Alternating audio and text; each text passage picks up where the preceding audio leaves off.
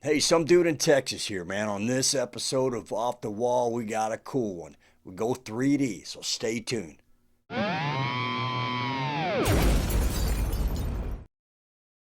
Hey, welcome back. And once again, if you're new to the channel, hey, thanks for stopping by. For the newbies out there, as you can see, I have a lot of tapes here, right?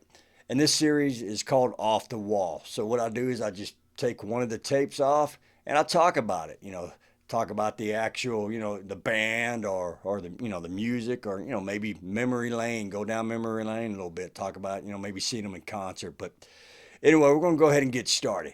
So as you can see, I like physical media, right? It's got its benefits, but it's also got its disadvantages. Digital, it is easier to store, it's more instant, and in some cases, it's cheaper. But one of the cool things about having physical media is the artwork, right? And the creativity that, some of the artists and the record labels, came up with to, sell the album.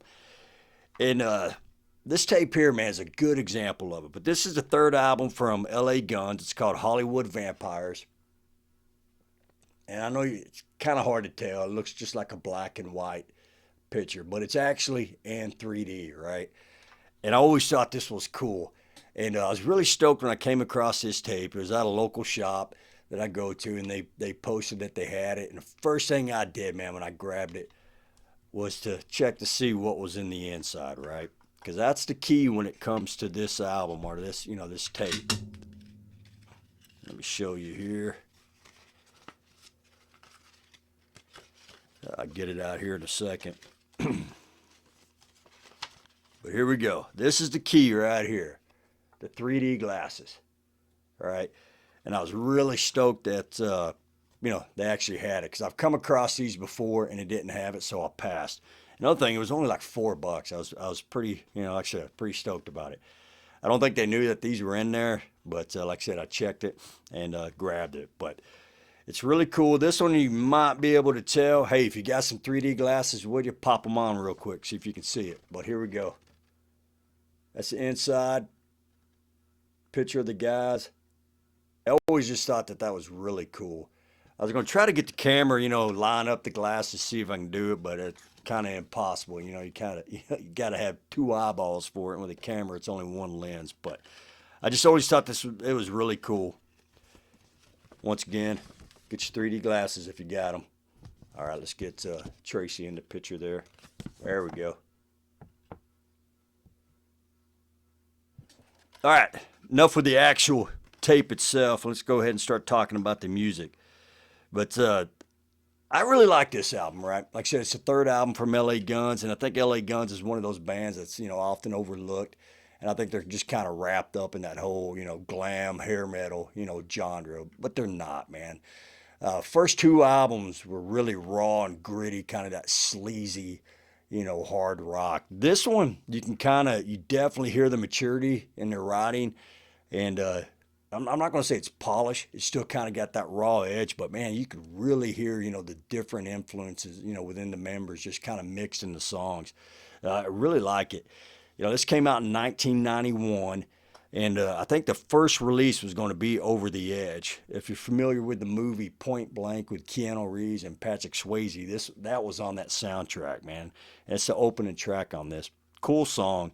And then other singles on there were, let's see, Kiss My Love Goodbye. That's a good one. And I think they still play that one live. And also Crystal Wise, more kind of a slower song, but really cool.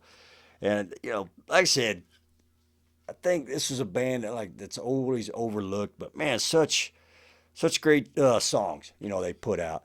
They definitely, Ballad of Jane, that was really, one of their most popular hits, but man, they had some heavy ones as well.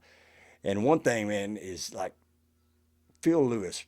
Oh yeah, real quick. This does have that classic lineup, with Mick Cripps, Tracy Guns, Philip Lewis, Kelly Nichols, and Steve Riley, who unfortunately I think he just recently passed away. But Phil Lewis always had that, that unique voice, man. When you hear it, you knew it was him. Same thing with Tracy Guns with his guitar playing, but it's like I don't think I could see. I know he was in Girls, but Phil Lewis, it's just like I don't think I could see him in any other band, man. His voice is just perfect for L.A. Guns. Him and Tracy Guns just got a good chemistry going. But Tracy Guns, man, another, I think not overrated, underrated guitar player, man. That dude is just killer, man. If you really want to see how awesome this dude is, look up, I think it was 2015, but look up Tracy Guns plays Crazy Train. He did I guess it was like a tribute to Randy Rhoads. He was up on stage with Rudy Sarza. Can't remember who the drummer or the singer was, but to me, the star of the show was Tracy. I mean, they did a couple of the Ozzy songs with the Randy, era, but Crazy Train, man, he just nails it, man. You can close your eyes and it sounds like you're listening to Randy, man. Just once again, very underrated guitar player. He's just killer, man. A lot more talented than I think people give him. But it's a great album. Hollywood Vampires. Like I said, a little bit more polished, a little more mature than the first two. The self-titled and the Cocked and Loaded. But if you haven't listened to L.A. Guns in a while, or if you never listened to them, definitely do yourself a favor, go back and listen to them, man. They came out in that era of the hair band and the glam, but they weren't, man. They were just kind of good, sleazy, in your face rock and roll killer stuff. And I mean, it's going to be, Tracy Guns, half his name was, Guns N' Roses. So, but good stuff, man.